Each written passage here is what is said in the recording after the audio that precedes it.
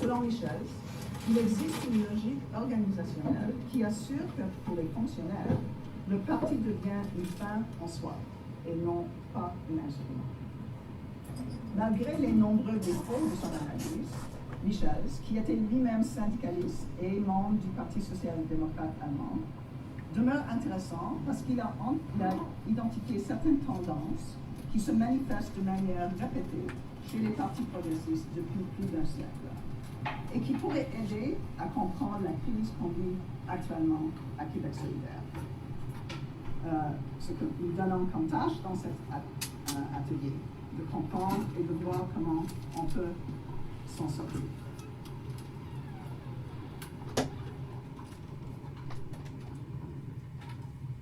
Évidemment, chaque parti a son histoire unique, ses spécificités structurelles et ses dynamiques particulières.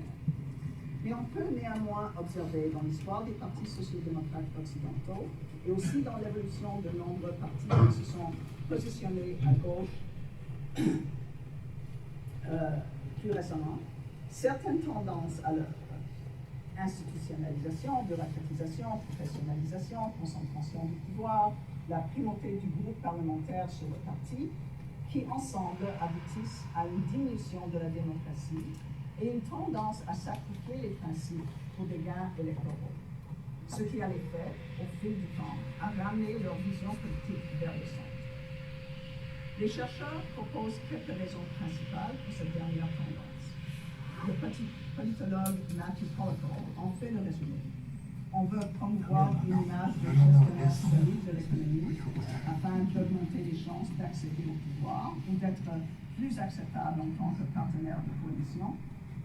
On cherche à mobiliser de nouveaux électorats afin de devenir des partis fourre-tout qui compenseraient le déclin des bases traditionnelles des partis de gauche.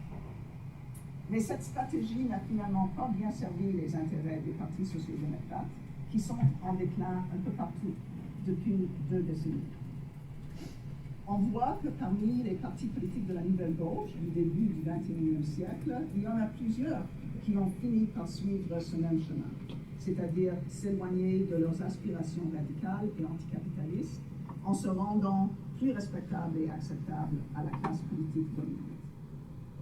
Dans un article de 2022 portant sur le déclin de la gauche pour la revue Frontiers in Political Science, une universitaire belge a tenté de comprendre les menaces auxquelles font face les petits partis politiques de gauche, c'est-à-dire ceux qui ne sont pas des partis de masse. Il souligne que ces partis risquent constamment de perdre leur base d'appui, particulièrement lorsque les partis plus conventionnels s'approprient leur position. Selon ce politologue, cependant, les menaces les plus importantes résident dans la tendance de ces partis à modérer leur position et à remplacer leurs objectifs à long terme visant des changements sociaux fondamentaux par des objectifs de performance électorale, tels la maximisation de leur part de vote ou la poursuite des ambitions politiques personnelles. En quelque part, ce sont les mêmes menaces qui pèsent sur notre parti. Québec solidaire semble se trouver à un troisième chemin et il reste à voir quelle voie nous allons suivre. Est-ce que le virage pragmatique annoncé par Gabriel Nadeau-Dubois sera mis au rebut avec son départ? Qu'est-ce qui signale le nouveau manifeste pour un Québec solidaire de ses travailleuses et travailleurs? Est-ce qu'il s'agit d'une tentative de revitaliser le parti de rue qui devait toujours sous-tendre le parti des urnes? Quels sont les débats à faire dans nos rangs? Est-ce que les structures et procédures actuelles du parti sont assez souples et démocratiques pour permettre et encourager ces débats de fond? Dans un contexte politique de la montée de la droite et de l'extrême droite, quel rôle peut et doit jouer Québec solidaire comme unique parti progressiste au Québec? Si l'on s'entend que la crise de Québec solidaire provient en partie de ces tendances vers la bureaucratisation et l'érosion de la démocratie interne qui plane sur toutes les formations de gauche, dont la raison d'être était bien de contribuer à l'avènement d'un monde radicalement meilleur, le défi est de s'efforcer à contrer ces tendances et à réancrer le parti dans les mouvements populaires pour la justice sociale et une planète vivable. Comme l'affirme Mario Candeas, économiste associé à la fondation allemande Rosa Luxemburg, La force d'un parti de gauche radical dépend fondamentalement du lien organique au mouvement populaire actif. Sans cela, revient-il, un parti de gauche va s'isoler et se perdre dans les machinations de la politique parlementaire, privé du pouvoir transformateur des mouvements comme son épine dorsale mobile et l'espace vital pour l'imagination. Alors, je voudrais juste conclure sur une note optimiste en soulignant une belle victoire de la gauche qui devrait nous inspirer dans nos efforts de construire l'avenir de notre parti. Il s'agit du retour dernièrement de Die Linke, le parti de gauche en Allemagne. Après une longue période de lutte interne, qui avait laissé cette formation avec peu d'espoir d'atteindre le 5% du vote nécessaire pour siéger au Bundestag, le parti a adopté une stratégie axée sur des questions économiques comme les loyers qui touchent la vie quotidienne de la population et en refusant de se plier aux sentiments et aux discours anti-migrants qui étaient adoptés par tous les autres partis. Et ils ont eu un succès quand même relatif, parce que c'est l'Alternative für Deutschland, le parti fasciste, qui a doublé le vote. Mais quand même, ils ont eu le succès relatif inattendu d'un score de 8,8% du vote, qui a donné 64 des 630 sièges au Bundestag. Et ils ont fait campagne munis d'un slogan original qui fait penser « Tout le monde veut gouverner, nous voulons le changement ». Merci.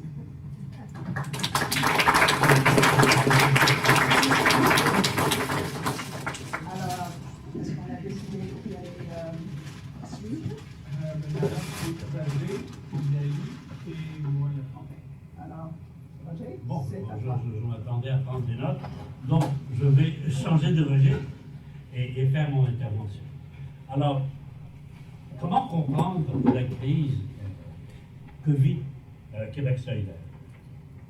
Deux remarques rapides. Québec solidaire n'est pas un parti social-démocrate classique. Hein. C'est un parti qui est le typique produit de la gauche radicale des années 2000. Les mouvements sociaux, la remise en question du néolibéralisme, une vision autre de la politique, une intégration complète d'une vision écologiste, d'une vision féministe dans son activité politique quotidienne, etc. Et ce parti-là a connu deux phases de radicalisation. La première, selon moi, de 2008 à 2014, c'est essentiellement suivi la fameuse crise économique et financière de 2008 et surtout le coup de fouet qu'a été le printemps érable, la grève étudiante de 2012. Donc dans cette période de 6 ans, on a vu une radicalisation du programme de Québec solidaire. C'est là où tout ce qui touche la sortie du système, l'anticapitalisme, etc., a été accepté, intégré, et puis par deux fois dans des congrès, des propositions d'alliance avec le Parti québécois, d'alliance électorale, propositions qui étaient mises de l'avant par les porte-parole du parti, Amir Kadir et François David, ont été battues aux 2 tiers dans le congrès. Donc c'est quand même une phase de radicalisation de Québec solidaire qu'on a connue de 2008 à 2014. 2014 à 2018, selon moi, c'était une sorte de phase d'apaisement. Québec solidaire a relativement mal performé dans les élections de 2014. 3 députés, 6-7%. Ça a comme assagi un peu ce radicalisme momentané. Mais 2018, très bon résultat électoral, l'arrivée de Gabriel Nadeau-Dubois en 2017, l'arrivée de beaucoup de jeunes issus du mouvement étudiant. Québec solidaire s'est radicalisé pendant une période d'à peu près 2 ans. Ce n'était pas devenu un parti populiste de gauche, mais ça a adopté une rhétorique populiste. Le slogan, en 2018, c'était populaire. La plateforme électorale faisait une critique très forte du système néolibéral, appelait à des taxes sur les riches et les grandes corporations, présentait aussi une vision de la transition écologique, qu'on a beaucoup critiqué, la gauche du parti, mais qui était quand même une transition transformatrice de la société, etc. Le grand coup d'arrêt, quant à moi, le début de la crise arrive avec la COVID-19. La COVID-19, rappelez-vous, à partir de mars, il y a eu essentiellement, on a fermé toutes les portes de Québec, et le parti, la direction du parti, a pris une décision qui pour moi a été très coûteuse et qu'on a mal évaluée à l'époque. Ils ont complètement fermé le parti pendant 6 mois. Fermé. Plus d'assemblées, plus de réunions locales, plus de discussions. La seule fraction ou département du parti qui fonctionnait, c'était l'aide parlementaire. 0 après ça. Et à cette époque-là, pour la première fois dans l'histoire de Québec solidaire, l'aide parlementaire a adopté une politique d'union nationale où ils ont appuyé la CAQ et les débuts des fameuses mesures de la CAQ contre la COVID-19. Il a été impossible de voir le début d'une critique de ces mesures-là entre mars 2020 et je vous dirai le mois de juin 2020. Et encore, ce n'est que parce qu'une partie de la gauche à l'intérieur du parti s'est insurgée à organiser des rencontres, à organiser des ateliers, des discussions, à tenter de faire fonctionner un temps soit peu, non pas les structures du parti, mais des structures ad hoc, parce que tout avait été gelé, qu'il y a eu un minimum d'activité et de critique de l'orientation du parti. À la sortie de la COVID, je vous dirais, le ciment était coulé. Quant à moi, c'est là où l'équipe autour de Gabriel Nadeau-Dubois a complètement pris le contrôle et de l'aide parlementaire et des structures du parti, et a commencé son travail de sac des mouvements de gauche et des démocrates du parti. À la sortie de la COVID, il y a eu 2 conseils nationaux de suivi, coup sur coup. Un premier en septembre 2020, puis un deuxième, si je me rappelle, en novembre ou décembre 2020. Dans le premier conseil national, la critique a été faite de l'attitude du parti d'union nationale avec la CAQ pendant le début de la COVID, et ils étaient complètement sur le défensif. Ils balbutiaient, mais n'arrivaient pas à répondre de façon cohérente à cette critique-là. Et il a été adopté le lancement d'une campagne politique de mobilisation du parti à l'intérieur et à l'extérieur du Parlement pour reprendre et remettre de l'avant les grandes revendications des mouvements sociaux. Cette campagne-là n'a jamais été appliquée, n'a jamais même été publicisée par les partis. 0, silence complet. Le Conseil national de décembre arrive, l'orientation de l'ancienne campagne est reconfirmée, même résultat, 0. Pas un mot de l'aide parlementaire, pas un mot des organes du parti. C'est complètement tombé en désuétude. Et au début de 2021, le coup de grâce, l'exclusion du collectif des coloniales antiraciste. Oui, il y avait quelques pratiques questionnables, mais de là à exclure un collectif complètement Québec solidaire, on n'avait jamais vu ça. Puis c'était vu comme le début d'une répression très claire contre la gauche.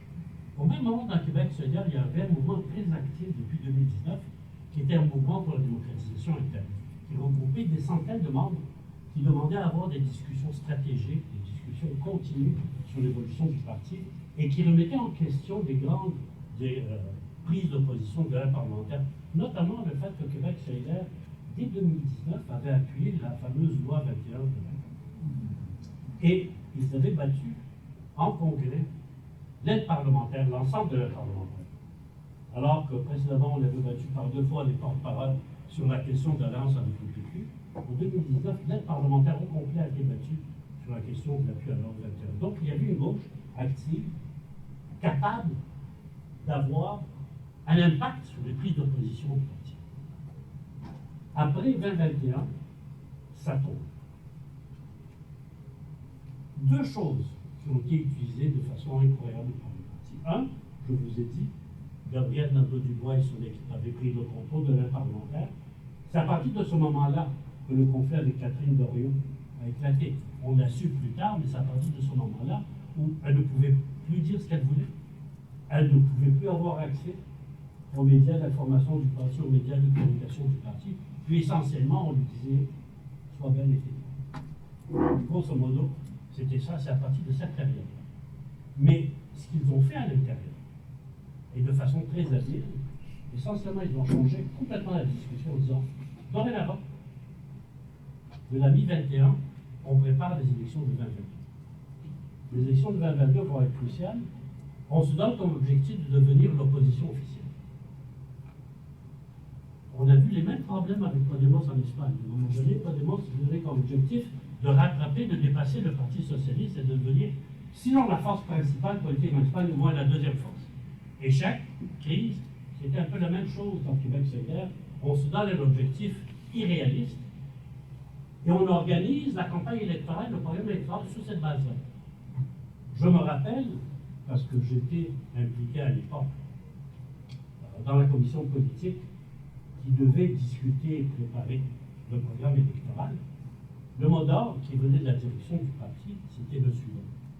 La CAQ est très forte, c'est un terme d'année, effectivement, la CAQ est très forte. On va se faire écraser aux élections si on ne fait pas attention dans les prises de position que nous allons prendre et si nous n'allons pas chercher la plus grande majorité possible.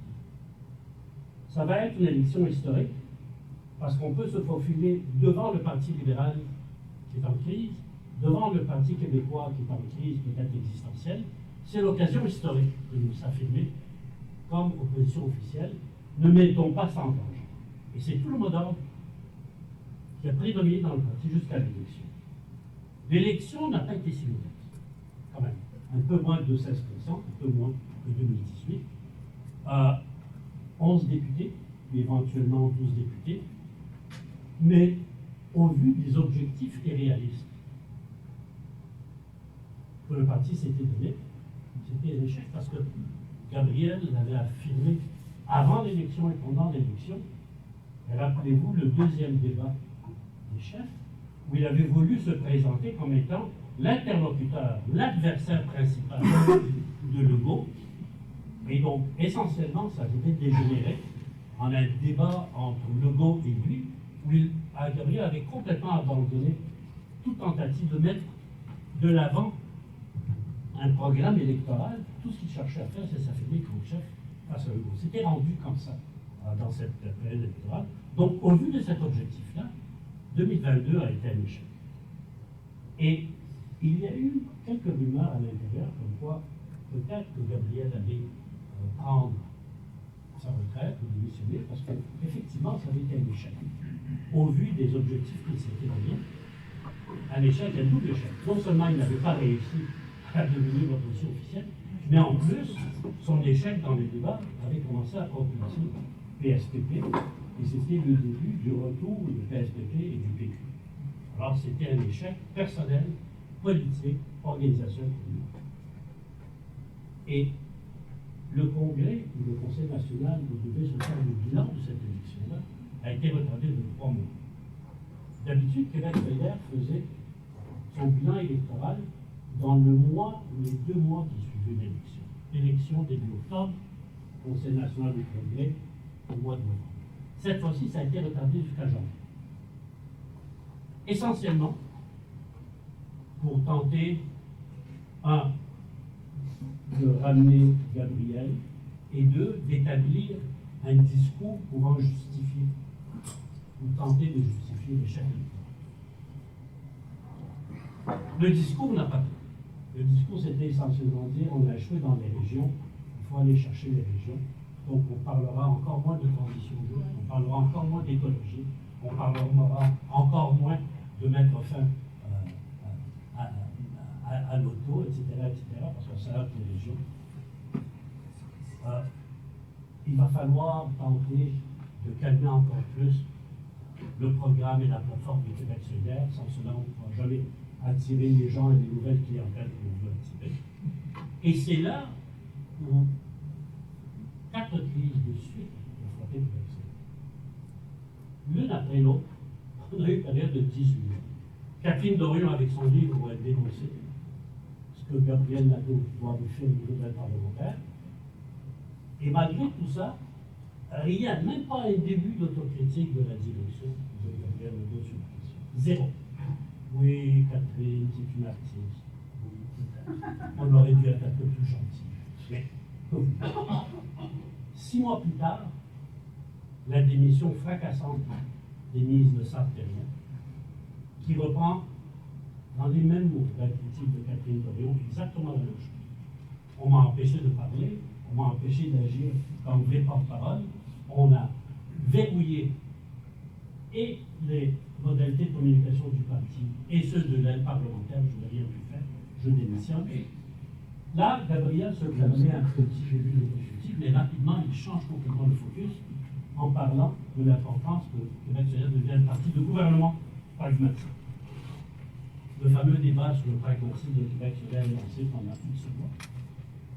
Et après, quant à moi, la crise qui a été la plus destructrice, c'est celle autour de Aaron Boisé, où il n'y a pas une personne qui est le moindrement au courant de ce que font les médias dans les pays capitaliste avancés.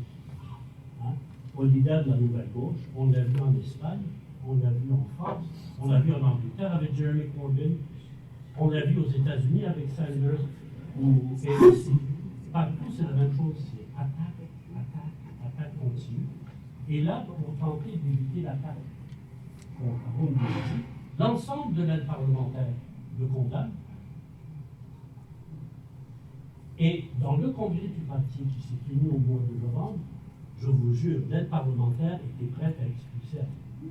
La seule chose qui a empêché l'aide parlementaire d'expulser Aaron, c'est parce que nous avons organisé une riposte interne où 20 associations et structures de Québec solidaire se sont publiquement opposées à l'attitude prise par l'aide parlementaire et la direction du parti face à vous, et que cette lettre-là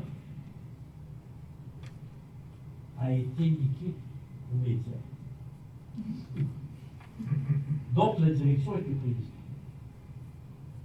Ils ont tenté de négocier avec l'opposition, mais finalement, ils ont retrouvé sur la menace d'expulser Aaron, à condition qu'il fasse une autocritique.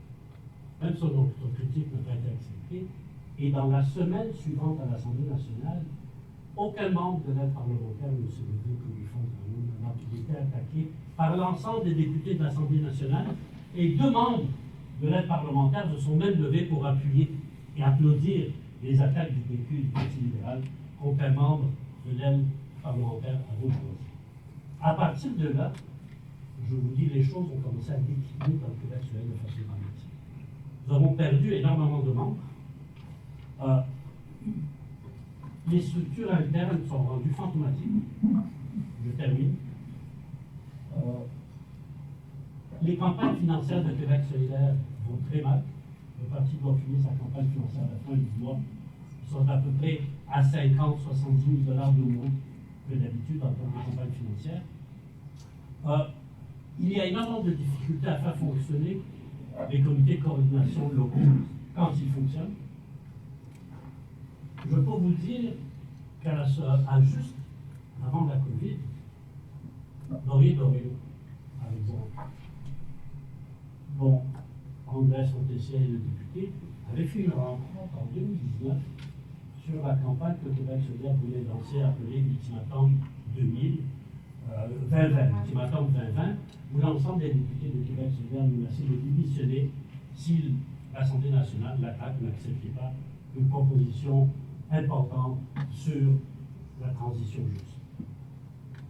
Et une assemblée qui avait été organisée dans le quartier avait réuni 150 personnes.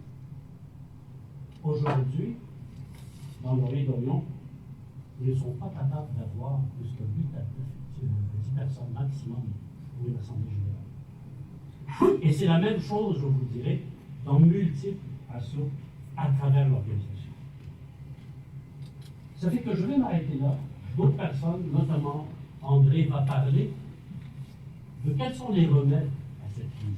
Parce que ce qui est arrivé depuis 6 mois, c'est que la gauche, l'opposition, s'est réorganisée dans le Québec solidaire et a commencé à batailler tant au sein des structures qu'au niveau public, entre autres, ce que nous faisons ici aujourd'hui.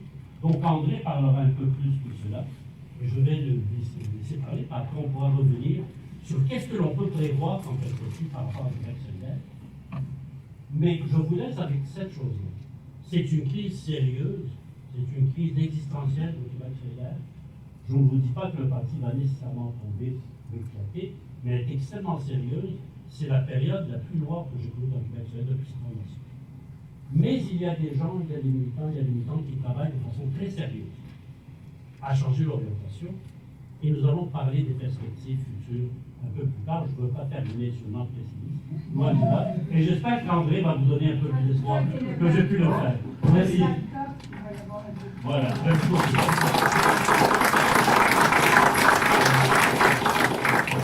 Merci de rajouter toutes ces questions et nous, cette analyse fort, pertinente et concise. Mais je pense qu'avant de passer à André, on va avoir le plaisir d'écouter Dali. Alors, Dali, êtes-vous là? Vous m'entendez bien? Oui.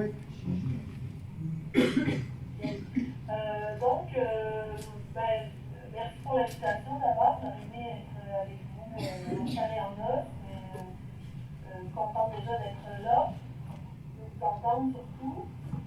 Dire d'abord, moi je ne suis pas active dans les instances de Québec solidaire, donc je fais peut-être un petit peu de côté par rapport à la conversation, tout en restant bien ancrée sur l'enjeu de la possibilité des chemins pour organiser un mouvement de gauche solide au Québec. Donc, je ne ferai pas de commentaire ni d'un point de vue réalisme électoral, ni du point de vue des médias sociaux. Tout en gardant en tête que je comprends les impératifs de la politique institutionnelle, puis c'est pas toujours raccordable avec une pensée politique intègre ou cohérente. Donc, je présente deux lignes de réflexion autour de la question qui est posée aujourd'hui. C'est des questions, hein, c'est pas des réponses, mais je pense que se poser les bonnes questions, c'est crucial. Si on n'a pas les bonnes questions,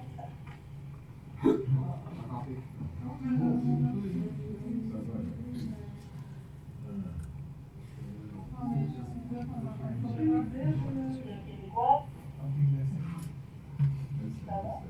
On vous a perdu. Il faut qu'elle reprenne les deux directions. Il faut reprendre la première. J'avais rien dit encore. Donc, deux enjeux qui me préoccupent, que je vais mettre sur la table aujourd'hui pour la discussion. Le premier, c'est autour de la question de l'imaginaire politique. Et le deuxième, c'est autour de ce que serait une critique du capitalisme qui pourrait être portée. Donc, d'abord, sur l'imaginaire politique dans lequel nous vivons. Évidemment, tout ce recentrage, l'accusation des partis de gauche qu'on connaît, qu'on a mentionné, qui touche Québec solidaire aussi, ça se passe dans un contexte. Et pour moi, c'est important de renommer ce contexte-là parce que c'est ce contre quoi il faut s'organiser. Et ce contre quoi il faut s'organiser, évidemment, c'est disons, appelons ça populisme de droite. Si on veut, il y a une espèce de consensus autour d'un certain populisme de droite. Et on l'a vu, là, je trouve qu'on a vu au Québec depuis 3-4 ans se former ce consensus-là, c'est-à-dire, disons, autour de la CAQ du Parti québécois. Puis moi, j'inscris le virage pragmatique de Québec solidaire, de Gabriel Nadeau-Dubois là-dedans. Et ce populisme de droite, je trouve qu'on manque de précision dans la manière qu'on a de le qualifier. Je voudrais faire simplement aujourd'hui, pour faire suite, un ouvrage récent de Michel Théard qui s'appelle Producteurs et parasites, où il réfléchit à ce qui s'est passé en France, comment le discours du Rassemblement national en France est devenu si séduisant, en particulier pour les classes populaires. Puis je trouve qu'il met le doigt sur quelque chose qui devrait nous faire réfléchir, qui pour moi parle beaucoup à la situation actuelle de Québec solidaire. Donc qu'est-ce que c'est que cet imaginaire politique-là, producteur des parasites, CPR, qui dit ça s'organise autour de ce qu'il appelle un productionnisme. Donc une réflexion sur la production, c'est-à-dire sur le travail, sur l'économie, mais pas au sens où on réfléchit au rapport de production dans une approche marxienne, mais plutôt au sens où on place au centre de la réflexion un personnage, une figure, donc on est dans l'imaginaire, du bon producteur, le travailleur, le bon travailleur, les bonnes jobs payants, les bons citoyens, les familles ordinaires, ces gens qui contribue à la nation. Et on oppose à ce personnage conceptuel-là son miroir, son opposé, qui est le parasite. Donc la personne qui menace ce bon producteur-là. Et typiquement, c'est un imaginaire politique populaire, si on veut, qui est très important, que moi j'ai grandi là-dedans, j'ai grandi dans une famille pépiste, vaguement social-démocrate, puis cet imaginaire du producteur et du parasite qui est assez présent aussi. Et donc dans la droite classique, ça prenait, le parasite c'était les gens d'en bas, c'était les paresseux, les dépendants de l'État, les immigrants, donc on a une série de figures de parasites du côté de la droite classique qu'on a mis en scène dans le discours politique.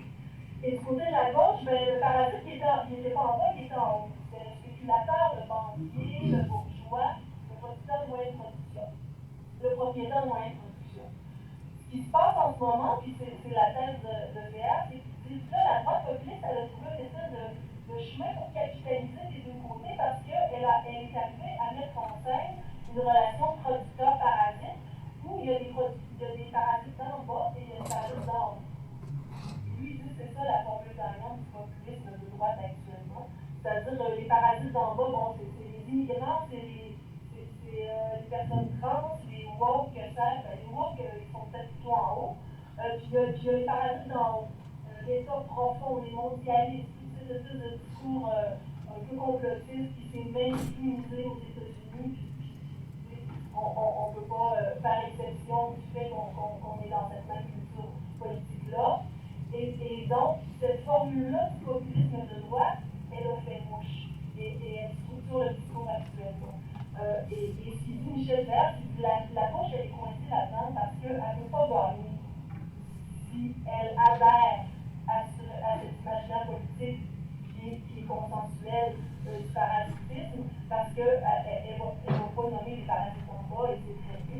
Donc, puis on le voit actuellement dans toute la difficulté comme Québec solidaire, par exemple, que l'on vient de mentionner dans l'affaire avec Arnaud Boisy, qu'on est prêt vraiment à sacrifier les luttes les enjeux de droit pour faire bonne figure dans cet imaginaire. Donc, ce productionnisme, ajouter peut-être que c'est une pensée qui s'adresse surtout aux hommes. Puis ça, tu sais, les bonnes jobs payantes dans la région, c'est les jobs des messieurs, là, pas les jobs des madames. Puis on est vraiment dans la capitalisation constamment. Et je trouve que le virage pragmatique est juste en train de se coller à cette chose-là. Donc le bon producteur, le bon citoyen,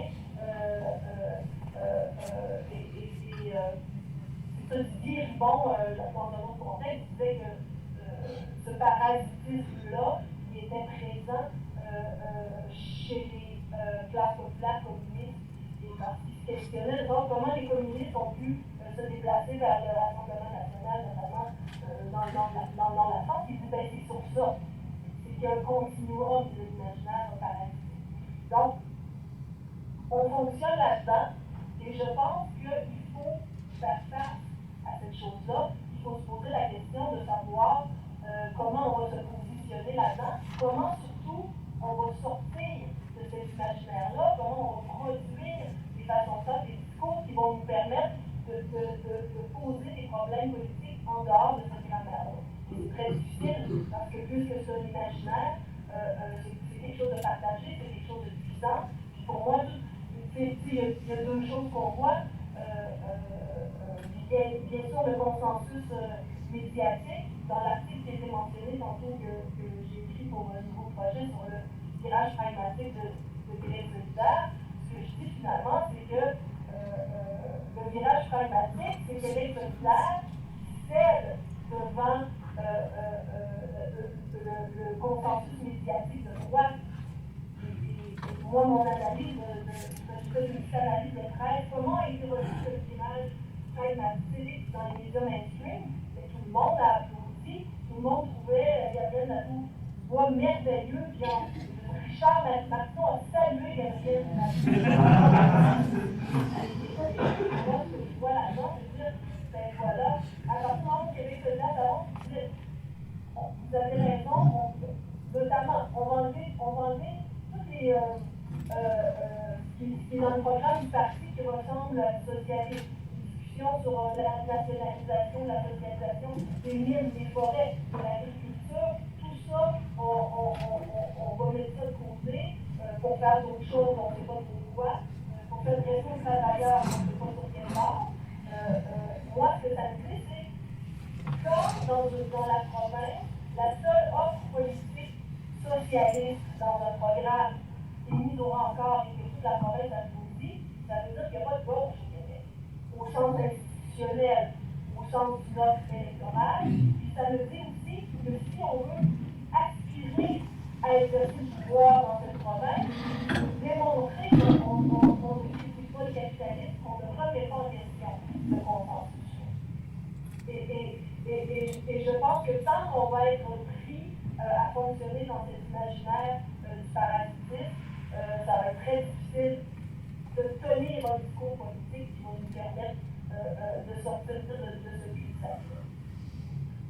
Donc, je disais, des questions du réponses, comment on fait pour sortir de l'imaginaire du parasitisme dans laquelle la gauche ne peut pas gagner, dans laquelle le populisme ne peut pas gagner la guerre tout à fait culturelle. Comment on va faire pour ne pas abdiquer la lutte pour la défense des droits dans ce contexte? Parce que la création de boucs émissaires à travers ces parasites-là, ce qu'elle fait, notamment, c'est que ça a créé une fausse guerre des classes, puis col bleu contre col blanc.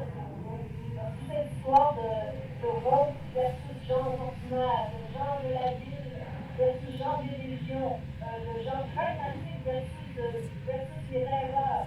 Tout ça, ça fait partie de l'imaginaire parasitique du populisme de droite, dans lequel finalement les élites mettent en tête une fausse guerre des classes. C'est les travailleurs contre les travailleurs. Ils ont écrit là-dedans. C'est pas neuf. Je repense à l'époque de Stephen Harper, c'était comme un peu Starbucks contre Tim Horton. Une fausse guerre de classe de style lifestyle dans lesquels les gens se prennent, qui sont poussés par les médias, qui permettent de tenir en place une espèce d'imaginaire politique dans lequel il y a des gens équilibrables qui sont éradiqués, on a eu tout ça qui veulent de manière très simplement définie le fascisme dans ce contexte-là, c'est de militer pour enlever les droits à des gens.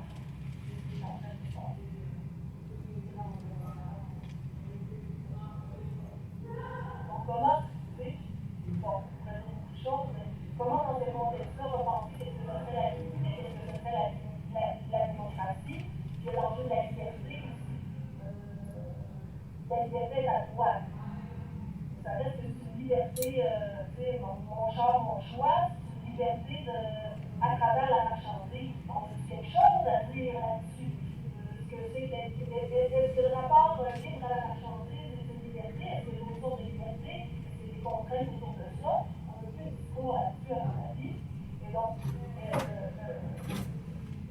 donc, j'en arrive à un deuxième élément que je voulais attirer rapidement, c'est que il faut réfléchir à la sortie de la marchandise comme projet d'abondance, du projet de liberté, du projet de démocratie. Or, actuellement, la gauche est positionnée comme punitive par rapport à ça. Si la seule liberté possible, c'est de choisir entre un champ bleu et un champ rouge, avec un gouvernement qui promet une job payante, la gauche qui arrive et qui dit on va vous taxer plus, on va mettre des réglementations, elle va juste faire c'est une gauche qui veut nous empêcher de jouer avec des mots qui s'opposent à une certaine liberté. Et ce que je vois, moi, du discours de la gauche, c'est qu'on ne parle pas de ça du tout parce qu'on ne répond à des points de comprendre.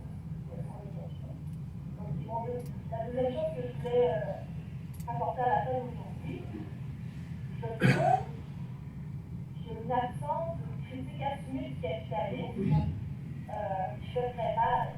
Moi, je trouve qu'il y a des bouts de charisme à la clé là-dedans.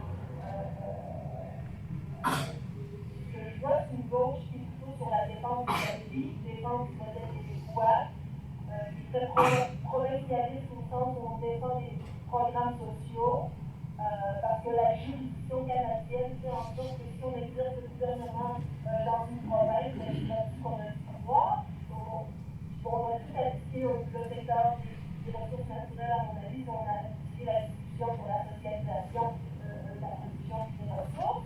Donc, qu'est-ce qui reste? Ce qui reste, c'est effectivement une proposition de gauche très faible, où on veut, où ça passe par loin de la taxation, la sphère réglementaire, on est très fort, c'est donc ça la gauche, un obstacle à la distance. Et on fait tout cet appel-là, on ne peut pas chercher ce capitalisme.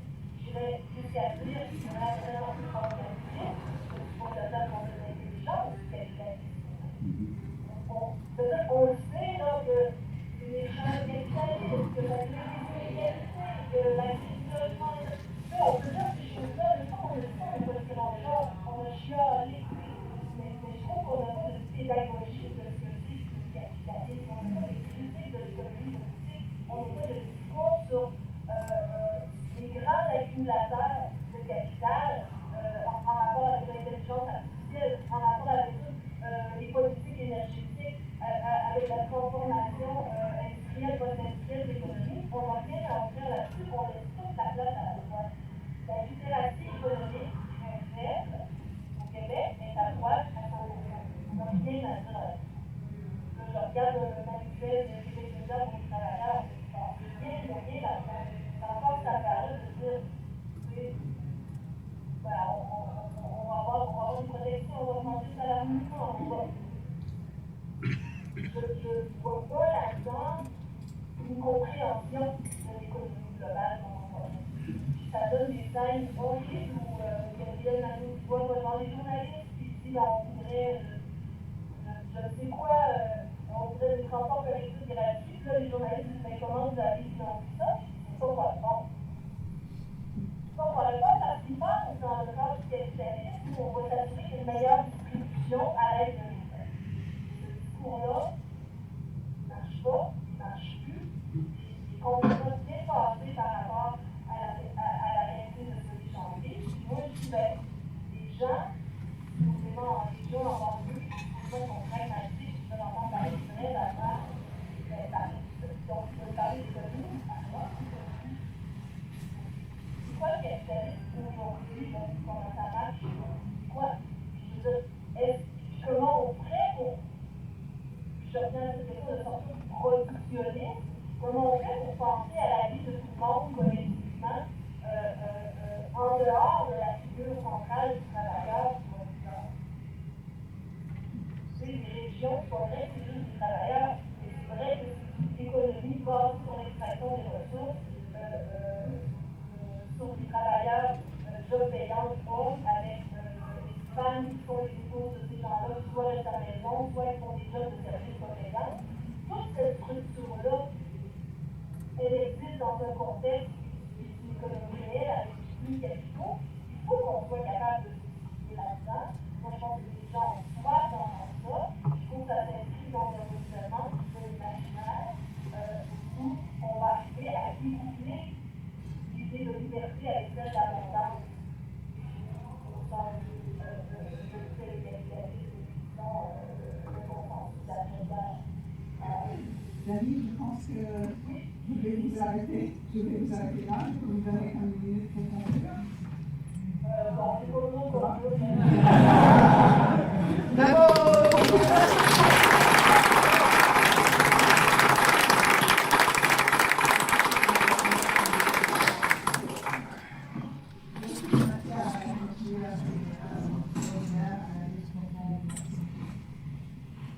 Et là, on termine avec notre ami André Papier pour nous dire quoi faire. Oui. Merci beaucoup du défi.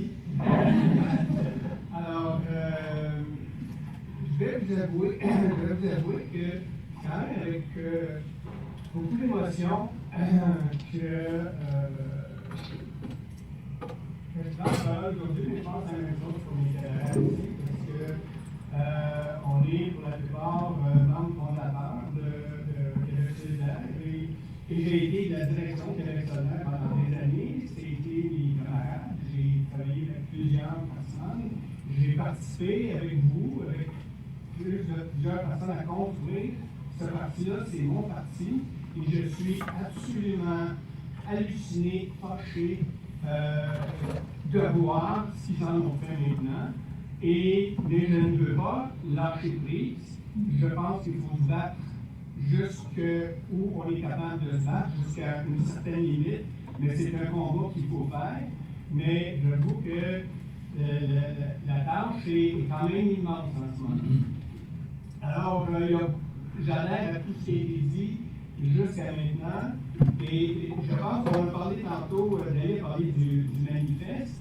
Et je vais en parler un peu d'entrée de jeu, parce que c'est quand même hallucinant pour un parti politique de gauche de partir un débat avec un manifeste qui ne parle pas d'environnement, qui ne parle pas de la vie des femmes, qui ne parle pas de la conjoncture politique actuelle où on a des fascistes au sud de notre frontière, un peu partout dans le monde, qui ne traite pas un seul mot de ces questions-là, mais qui nous dit oui, on va faire le point pour avoir des meilleurs logements, on va personnaliser un débat qui est complètement en dehors du champ politique qu'on est en train de vivre présentement et du danger qui est à nos côtés. Et je pense que c'est à ça qu'il faut s'adresser maintenant, puis restituer la situation politique. Je pense qu'un véritable débat politique doit commencer par indiquer que maintenant, on a une extrême droite fasciste à nos frontières au sud,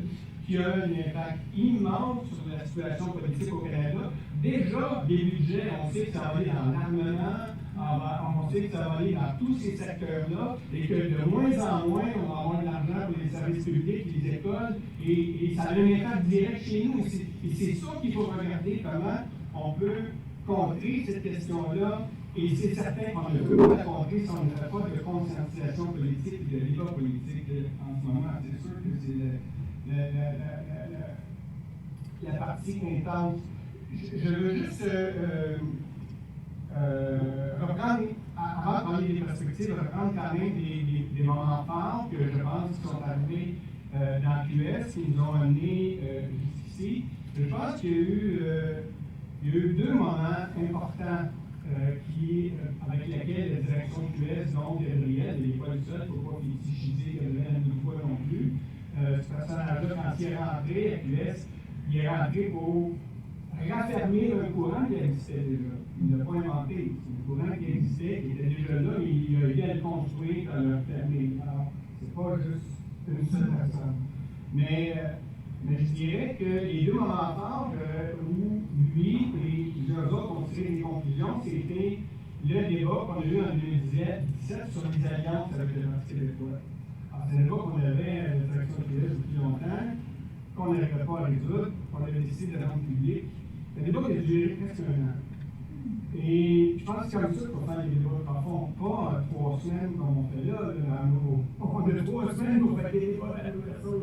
On a fait un an de débat et on a fait le tour des régions.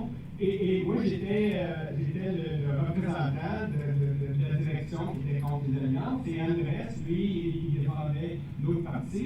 Et je lève mon chapeau parce qu'Andrés n'avait pas la même opinion. Il y a eu politique d'avancer ses positions puis de participer au débat. On a fait des débats à Québec, on a fait des débats des assemblées de cuisine, on a fait à Montréal, on a fait à vidéo, on a fait ça pendant un an. Et finalement, au bout du compte, quand on a eu notre congrès pour décider des alliances, la gauche a gagné au-dessus de 70% contre les alliances. On a gagné. Et la même chose s'est reproduit 2 ans plus tard, en 2019, quand on a eu le débat sur la question de la laïcité, où on a battu la position des directions avec le même pourcentage. Alors, quelle conclusion ils en ont tiré? Ils ont tiré la conclusion que quand on fait les débats démocratiques, c'est la gauche qui gagne. C'est pas eux. C'est ça qu'ils ont compris. Et c'est à partir de là que les choses ont commencé à rétrécir et à faire en sorte que les débats se sont ratissés. J'avais quand même vous montrer, illustrer quelque chose dans les archives, parce que c'est mon passe-temps aussi de conserver des archives. Je veux vous montrer en 2006, 2010, on faisait des cahiers de propositions avec un agenda qui durait 6 mois. Okay? Et ça permettait, j'ai ici l'agenda, je pourrais vous le montrer, Là, on partait d'un cahier de propositions en février et on avait le congrès en novembre. Donc, ça permettait de faire des assemblées citoyennes. Et vous voyez, moi j'étais dans Crémazie à l'époque, bâtir ensemble Québec une assemblée citoyenne. On faisait des meetings publics pour discuter des documents. Et l'avantage que ça faisait, c'est que ça approfondissait la discussion avec des gens en dehors de QS qui venaient à nos assemblées. Ça nous permettait de recruter des gens, d'élargir le débat, pas juste dans notre petit set d'association, mais avec des gens dans la circonscription en dehors qui venaient s'intéresser avec nous au débat qu'on avait. Mais ça, il faut prendre le temps pour le faire. Et si un parti de gauche veut réussir à avoir un impact dans la société, il faut qu'il déborde de juste son petit cadre, il faut justement aller à la population, travailler avec eux. Et c'est ce qu'on faisait à l'époque. On prenait 6 mois entre le moment où on sortait les cahiers de proposition et le moment où on allait le décider en congrès, pour permettre de faire tout ce travail-là d'éducation, de mise, et j'ai le calendrier ici, là, vous pourrez consulter par nous. Et on a fait vraiment un changement très radical depuis ce temps-là. Et à l'heure actuelle, c'est d'autant plus d'actualité parce que les enjeux sont encore plus complexes qu'ils étaient. La question du racisme systémique, on parlait de la route tantôt, je vais vous dire, j'en ai parlé dans notre asso récemment, on a une côte à monter sérieuse, là, parce que pour la population de Maurice Richard, pour les personnes qui sont plus politisées, pour les personnes racisées, c'est sûr qu'ils vont tous être derrière la roue. Mais pour les autres qui sont moins politisés, qui ont entendu le discours dominant de la CAQ, du PQ, puis qui ont vu que personne de QS s'est levé pour soutenir la roue, eh bien, je ne suis pas sûr, moi, qu'ils vont voter pour la roue aux prochaines élections. Alors, nous, dans notre asso, on a vraiment une bataille à faire de politisation, justement, là-dessus, parce que le parti ne le fait pas. Au contraire, il fait l'inverse. Totalement l'inverse de ce qu'il fallait faire. Alors, et je suis furieux pour ça. Je suis vraiment furieux. Alors, on a des bandes de contexte.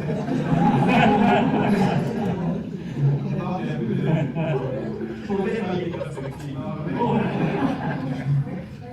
Je vais donner une perspective. Alors, oui, les perspectives, je vais dire quand même des choses qui sont positives, qu'il y en a quelques-unes.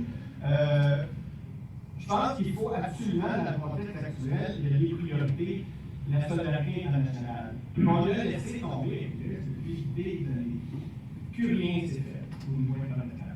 Maintenant, et grâce, je dois dire encore, à notre asso, à notre secteur, on a envoyé une résolution changement de statut pour avoir un poste de responsable à la solidarité internationale et hors Québec, et c'était adopté pratiquement à l'unanimité. Alors maintenant, on a une personne, Emmanuel Tremblay, qui va être responsable de cette question-là. Mais bravo, au moins ça ouvre une porte pour dire oui, là maintenant, il faut qu'on se préoccupe de cette question-là. Malgré le fait qu'il n'y a rien eu, on avait des liens déjà avec la CUP en Catalogne, avec DSC aux États-Unis, Démocratique Socialiste Américain, où on avait fait des échanges. On était allé à leur congrès et on les avait invités au nom.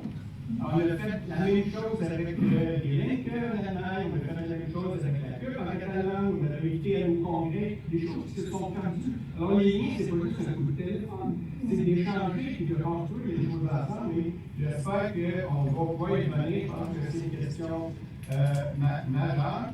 Et l'autre chose aussi qu'on a laissé tomber, c'est à l'heure actuelle, avec la montée de fascistes à nos, je pense qu'il faut le nommer comme ça, au sud de notre frontière, on a un grand défi.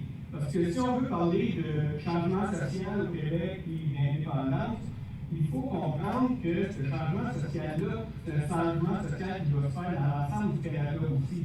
Parce qu'à l'heure actuelle, le mantra au Canada, c'est sauvons le Canada. Alors, on est sauvons les Canadiens canadiens dans le monde. C'est un peu ça. C'est pas ça notre projet. Et je pense qu'un parti de gauche a la responsabilité de dresser des liens avec la gauche de Reste Canada et des liens avec les nations autochtones aussi qui n'ont pas la même vision du territoire non plus que nous on a.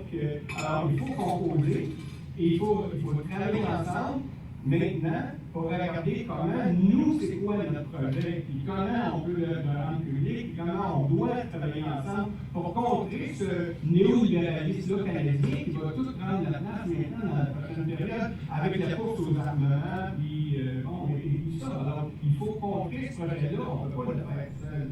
Alors, je pense que ça, c'est dans les perspectives qu'il faut mettre de l'avant. Et je pense qu'on l'a déjà dit, les questions centrales, c'est l'immigration, le racisme systémique, et là-dessus, effectivement, Québec solidaire a failli à sa tâche. On ne réussira pas à construire une société égalitaire si on ne s'adresse pas au problème de dire la terre appartient à tout le monde.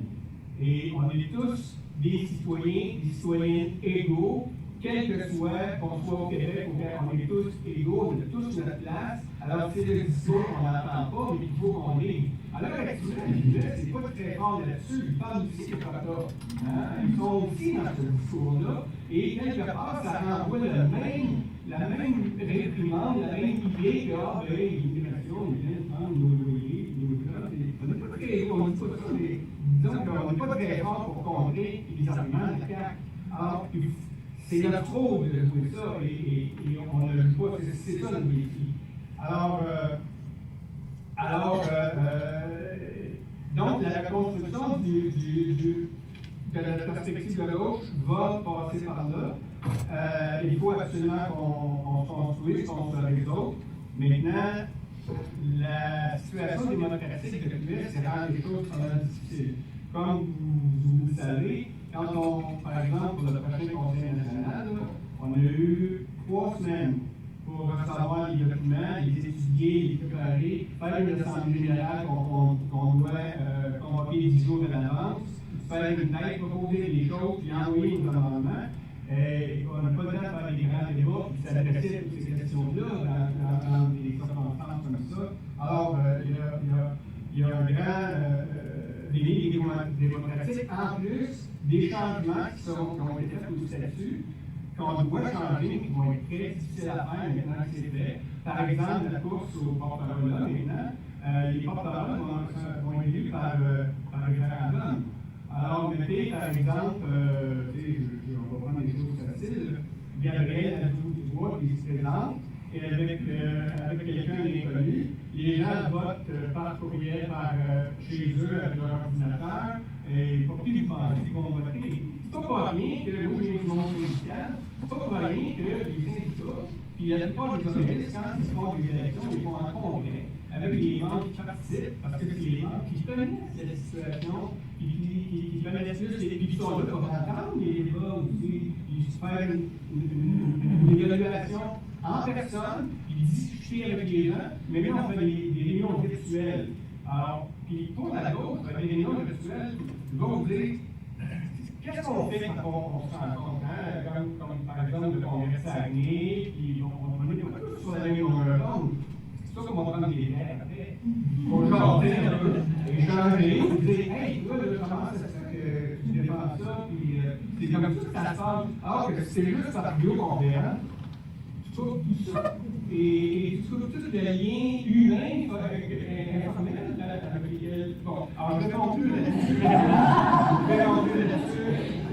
Alors, je termine en vous disant que la course porte-parole, moi je pense que c'est important d'avoir une personne extra-parlementaire. Il y en a une qui vient de s'annoncer, mais je vous dis qu'il y a une autre personne qui va s'annoncer bientôt dans quelques jours.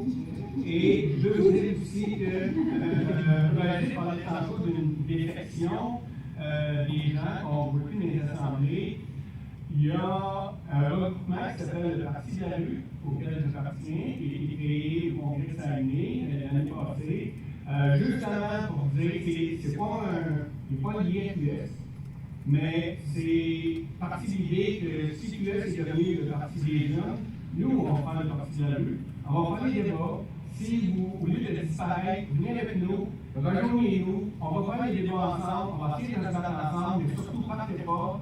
Il faut continuer à mener la lutte, et on tirera des conclusions, mais à un moment donné, c'est pas le moment, c'est le temps encore de se battre. Alors, je vous dirais, au final, la rue est à nous, comme on dit.